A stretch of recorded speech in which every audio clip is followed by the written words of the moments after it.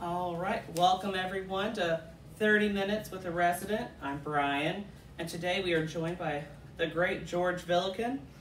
George, how long have you lived here at River Landing? I think about 16 years. Wow, so you were one of the first ones here, weren't you? Well, they were still building it when we came here. Wow. So you came here with your wife, correct? Yes. All right. Where did you live before you lived at River Landing? We lived in Tryon, North Carolina for a while.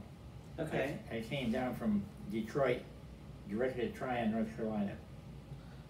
So you grew up in Detroit? I grew up in Detroit. All right. I had my firm in Detroit. Your firm, what kind of firm?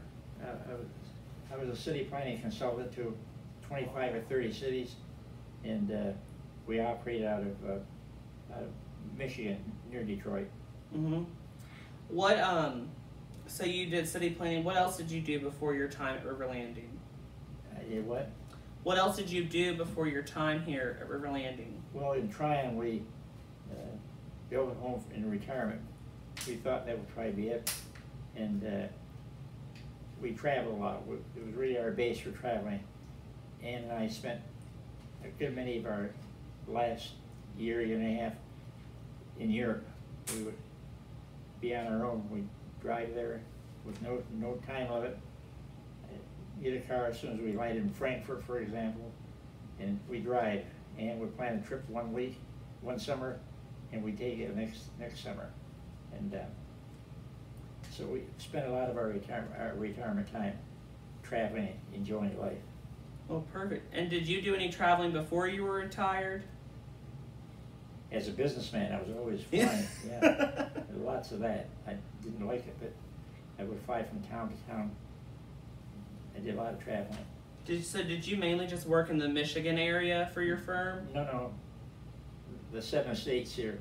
Okay. Indiana, Illinois, Ohio, Michigan, part of eastern New York. Wow. You know, we consult I don't know, 25 cities. I think there's a period of time we're undoubtedly the largest planning firm in the United States. Mm-hmm. Right after World War II. It was a brand new profession then. Mm-hmm. When I got out of the Army, I decided to go back to school, and I had finished 3 years, I think it was, in engineering. And the war got pretty serious. I decided to hell with engineering. I hated it. One thing I didn't like in engineering, I didn't like math, I didn't like chemistry, I didn't like any scientific class. And so I went to the Army, and after the war, we decided to come back to the same school. I went to Iowa State University in Iowa, Mm-hmm. and I took city planning and architecture, and I practiced as a city planner for all those years after I graduated. And we were undoubtedly one of the largest planning firms. I was the president of the first professional planning organization. Wow. So you said you served in the war. I know a lot of people here at River Landing know some of your stories. How long did you serve in the military, in the Army? Oh, 3 years plus, something like that. Okay. And so where were you stationed in those 3 years? Well, started in Oran, Africa. I was a forward observer with the 3rd Infantry Division. And from there we made the invasion of Italy all the way to Rome. And then I was pulled out of the unit in Rome, and they flew me back to Naples. And I went to a 7-minute class preparing for the invasion of Western France. Mm-hmm. And I graduated, and I made the beachhead invasion of Western France, and I directed the artillery fire. It wasn't artillery, it was cannons from the Jeanne d'Arc, the French battleship that was sunk during the war. But the French were not too bright. The water was only 4 feet deep. And our Corps of Engineers were able to pump it out, and it was that ship, and I directed that fire. And we went up France all the way to France and across France and Germany. And much of Germany was really part of France was always either French or German. And then I guess I was wounded March 15th. That's the date. And I spent, you know, some of my figures might not be right, but I recall I spent 4 months in bed. And I ate some of the same stuff I get down at the bistro. And terrible. And when I got out, I had to go through another month or so of learning how to walk again, and the war came to an end by that time. So that was my time in combat, quite a long time. And in my entire time in combat, I was a forward observer with infantry. I directed our artillery fire at the Germans, and I think it was very effective because as we went through, I could see the ground was full of Germans. Oh wow. So you talk about Ann. When did you meet Ann, your wife? In college. In college at Iowa. In Iowa, she came from Oak Park, Illinois. Oh wow. And she took a form of dietetics. Okay. And more chemistry than you usually get.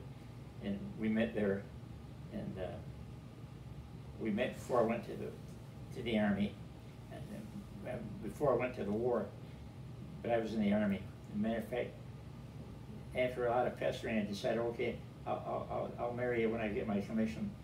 And I called her up one night and said, I get my commission Monday morning. She said, we're getting married on Thursday. And that's the way it turned out.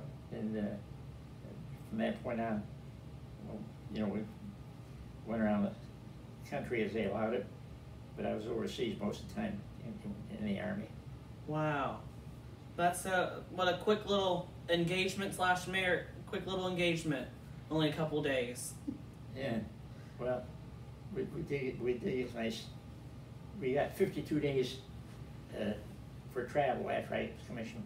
Oh wow! Regrettably, in about 15 days, I was called back to train some officers. They were all captains in how the artillery worked. And the reason I did that, they were all graduates and Army officers in World War I. But the war came to an end before they could practice.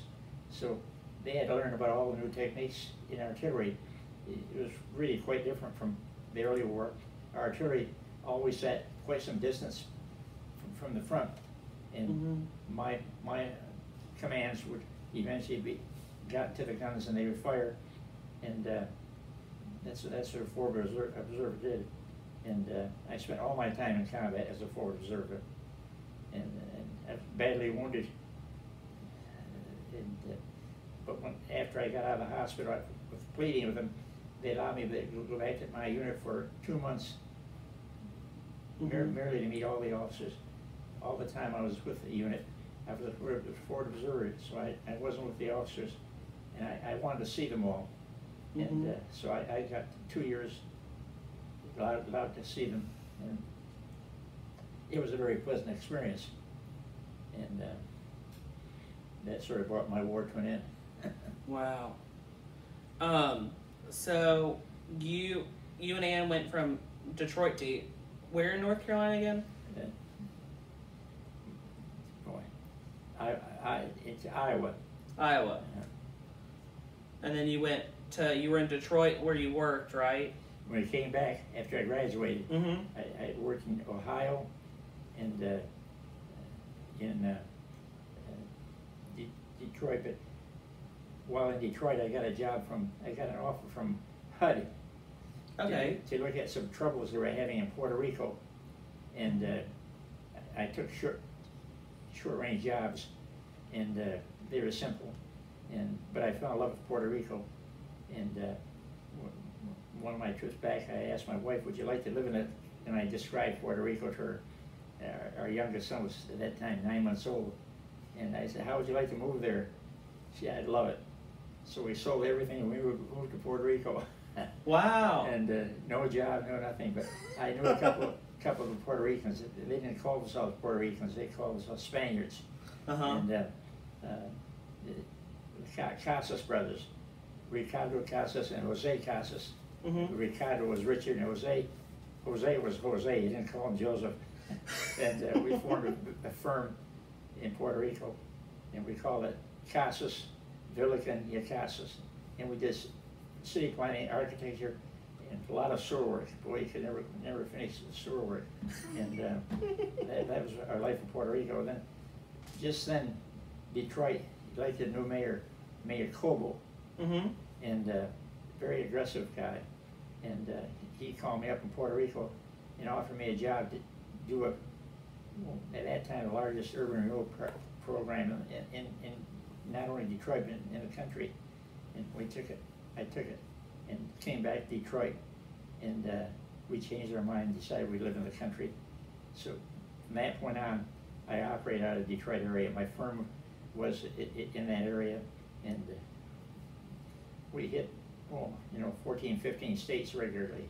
Wow. And so I did city planning for my lifetime job. How long did you and your family live in Puerto Rico? How many years? About 3. 3. Wow. That must have been so beautiful down there. Oh, it was lovely. It was primitive then. Yeah. No nightclubs, nothing. Oh. And what did you do if there was no nightclubs? Well, we Just didn't go? No, we did a lot of sewer work, a lot of Oh. we were working for private individuals and no government work. And Puerto Rico then had 2 classes of people. Mm-hmm. One very small class, rich as hell, and the others were starving. And we worked with the rich class.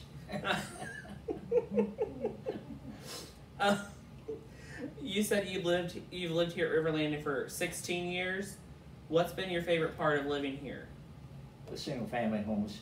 Okay. We found that privacy very important. My wife was alive then, of course, Mm-hmm. and we found that really quite nice. So I can't speak for her. She lived in this apartment for, I think, I'm not sure, probably about 3 or 4 months, and she very healthy all her life, Mm-hmm. but she had a major stroke. Okay. And that sort of did the end of things. And then I took this apartment, and I had an awful lot of help from a really outstanding person here, Lisa. Ah, yes, Lisa Wade. She's a terrific person, was and is. Yes. And she helped me a lot. She showed me some 4 or 5 different apartments. So each time we looked out the window, and when we looked at this one, she said, "Jordan, I look at that lake. Isn't that a beautiful view?" I said, "Yes." She said, "Everything here is lovely, wouldn't you say?" "Yes." And I didn't want to tell her that I couldn't see. So she sold you on the view. Yeah. Oh, Lisa. How many? So you said you and your wife had 1 son when you moved to Puerto Rico. How many kids did y'all have all Kind of together? interesting. The 2 oldest kids were twins. Okay. And the boy was born 12 minutes before Susan, and one before midnight, one after midnight. But the interesting part, I have trouble with names, with dates. They were born before and after midnight, and right about that time, I was in the beachhead invasion Mm-hmm. of Western France. I was directing artillery fire of the Jean d'Arc, and the hospital sent cards, regular business cards. One said boy, and the other one said girl. And combat was hellish then. So I folded them up, stuck in my back pocket. And I figured they were advertisements, with boy and girl written out. And that part of the campaign lasted quite a while. And finally, when it came to end, I reached my back pocket to see what I got there. I pulled those 2 envelopes, and I was about to tear them up, and then I better look and see what the ad was like. I opened it up. It wasn't an ad at all. It was George's birthday. And the other one was Susan's birthday. So I found out that they were born maybe 5 or 6 months after they were born. Wow. And I don't know if you remember the war. You probably remember all the movies where the boys were trying to on the south part of France, trying up the slope, try to get into France. Mm-hmm. And the Germans were shooting, and that was a terrible, terrible invasion. But while that invasion took place, one of the western part of France was being planned, and then we made that invasion. The idea would be these two forces would join and move north, and it was sort of that way. And that was my experience in combat. But I spent all my time in combat. I was wounded once seriously.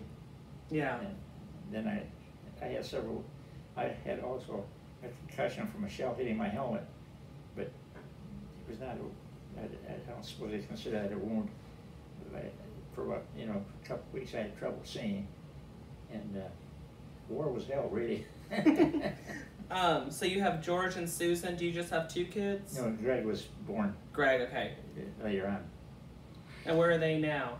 Well, Susan's been with the firm in California from graduation for 37 years. Wow. And just retired. Oh, congratulations to her. And her brother, George, was a dentist for 46 years, and he operated most of his time here. He was in the Army as a captain. Okay. In the Navy. I mean, in metal work, dental work. Mm-hmm. And but I know he 46 years of practice. Early on, he bought a farm, and that's where they live now. My son Greg had his own restaurant, and well, I'm not sure, about 35 years, and he sold that. He moved in, and George and Greg are living together on this farm. Oh, wow. And, Kathy, where do they live? Fairview. Fairview. Okay, Fairview. Okay. Yeah, very near Asheville. And, oh, so close. Other than that, I really can't tell you much about it. Yeah. So, luckily your kids are close. That's so nice that Greg and George are so close to you. They what? That they're so close to you. That George and Greg. Oh, but they're close, but not really. Yeah. Driving through the mountains. Yeah. They visit. Good. They've both been down here. And, of course, we've had this disease. Mm-hmm. That's it, and they pretty well keep close to their farm. Yeah. I've heard some rumors around River Landing that you have a big birthday coming up. I don't know how big it is, but I got one come up. Yeah, so you're turning a big age. The only way I'll have a big birthday is if River Landing gives it for me. I think we can arrange something for you. What's been one of your favorite memories in your lifetime? In the war? No, in your whole life, what's been one of your favorite things? I think finally graduating. Yeah. This is a lousy bore of it. I had to get out of there. Yeah. So you a lot of favorites. My wedding was a favorite, but yeah. It better be. Yeah. I think some of the experiences I'd had in Europe were in combat. Yeah. Were peculiar and funny. Mm-hmm. I think one of the damnedest experiences I had in Africa. Mm-hmm. I don't know why, but I had an urge for salami, and we weren't a salami eating family. But, Yeah. But we lived in Detroit when I was a kid. We lived very near a Jewish restaurant and sales place. Yeah. And somewhere or another we got the bug on salami, and I loved it. And here in Africa I had this urge for salami, so I wrote my mother a letter, asked her to send me some salami, which she did. But when I got the salami, we were making the invasion of Italy. Yeah. And the damn thing was forwarded to Italy. But when they got to Italy, we were making the invasion of France, and came to France, and all the other things took time. And one day, I went back to the unit, opened my salami sandwich package. It was a terrible, stinking, greasy thing, so I threw it in the grass. Well, the officer was sitting there, Ted Paws, he's a company executive, who was an old Polish guy, and they had salami from the time he was a kid. He picked up that salami that I threw away, and he, with a knife, scraped it off, and he brushed it off and watered it, and he really cleaned it, and a beautiful looking thing. And he held up, so there it is. I said, Ted, you can keep it. he said, "Keith, the hell, you can have half of it, but you have to buy it." So I gave him $5 and bought half my salami back. Oh my goodness. I'm happy the salami found you eventually after all that travel. Pardon? After all that travel, I'm glad the salami found you. Who found me? What? The salami. Oh, the salami. Yeah. It got there. Mail was terrific for the salami. Really marvelous. Yeah. Yeah. Yeah. Well, Those kind of experiences were kind of interesting. I think one of the most terrible experiences, you know, traveling with infantry all this time, days and nights and rain, you know, kinds of situations. We didn't get clean underwear, Mm-hmm. and you know, being in infantry, and walking in rain and snow and all that, your underwear got pretty filthy. Yeah. And I think we had them on, I may be wrong, for several months, and we got word that we're getting new underwear, and we're at the Vosges Mountains, and the underwear came, and so we stripped it down, took our clothes off, I was sitting on the mountain, and I had my underwear pretty well hooked back up, and all of a sudden I heard noise behind me while the Germans were down below and we were up front. So my first reaction, my only reaction, was turn around real quick, had my gun in hand, and I figured the Germans would come up the hill, and it wasn't the Germans at all. It was my old dirty underwear running up the hill, so I shot him 3 times.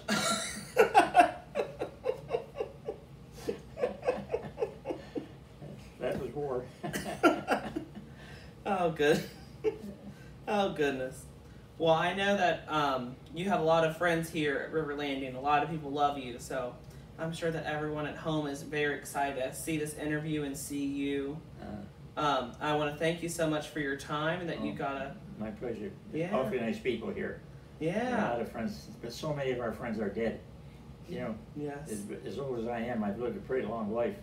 Mm-hmm. As a matter of fact, just about 3 weeks ago, I lost one of my very, very good friends. And now I'm not forgetting the names. Aileen. Yeah. Aileen Schreck. Her husband was Carl. Yeah, I knew. Carl was my very best friend. Oh, really? You know, Yeah. you know, they had escaped from Germany. You know. I did not know that. Yeah, Wow. They were white Germans, but Mm-hmm. Hitler was killing all kinds of people. Evidently, this group of Germans politically were anti-Hitler, Mm-hmm. so they had escaped. And they escaped through Italy, as I remember, through Italy into Rio de Janeiro in South America. And there they flew Central America, finally to Canada, and Mhm. some religious group brought them in from Canada, and then they lived a normal life from that point on. Yeah. They had a pretty tough background. Wow. I had no idea. It's Yeah. 2 interviews for the price of 1 today. They were a terrific family. They were. I went to church with them growing up. Oh, is that right? Yeah. So That was a newly formed church, wasn't it? it was. I was in kindergarten, so it was only, 18 years ago. Yeah. But yeah. So that's wow. I learned something new about 2 people today. That's been Yeah. or 3. Yeah. Well, thank you so much, George. Thank you My for pleasure. taking time out of your day. I know it's different now with COVID, but we appreciate that you're staying healthy and safe, and we appreciate everyone at home for watching, and we'll be back soon for another interview sometime. Better iron out my language. Yes.